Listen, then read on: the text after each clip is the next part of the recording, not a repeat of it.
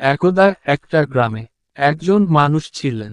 তার চন্দন নামে একটা খুব ভালো বন্ধু ছিল, যে সব সময় তাকে সাহায্য করত, কিন্তু সে সবসময় তার বন্ধুকে খারাপ ব্যবহার করত।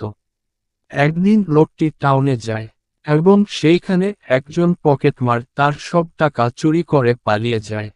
তারপর সে বাড়ি আসবে কিভাবে সেটা ভাবতে ভাবতে ভয় পেয়ে যায়। তখন সে তার বন্ধুকে ফোন করে। তারপর আরে ভাই চন্দন, তাড়াতাড়ি আয়। আমি খুব সমস্যায় পড়েছি। আমার সব টাকা হারিয়ে গিয়েছে।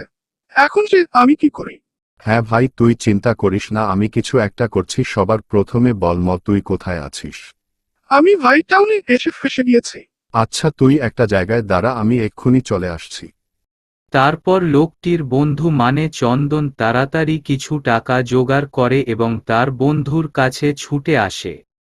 আরে বন্ধু, আমি এসে গিয়েছি, এই নে টাকা। তারপর তারা দুই বন্ধু কথা বলতে বলতে চলে গেল পাওনাদারকে টাকাটা দিতে। তারা যখন টাকাটা পরিশোধ করে বাড়ি ফিরছিল একসাথে, তখন লোকটি তার বন্ধুকে কৃতজ্ঞতা জানায় আর বলে, বন্ধু, তুই না থাকলে আজকে আমার কি না হতো। তোর সাথে অনেক খারাপ ব্যবহার করেছি, তাই আমাকে ক্ষমা করে দিস। তোর মতো বন্ধু পাওয়া তো আমার ভাগ্যের ব্যাপার। এইভাবে তাদের বন্ধুত্ব আরো ভালো হয়ে গেল। তারা আরো সুখে থাকতে লাগলো। তাহলে বন্ধুরা, আমরা এই গল্প থেকে কি শিখলাম?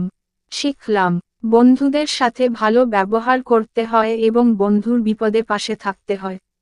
তাহলেই তো বন্ধুকে পাশে পাওয়া যায়।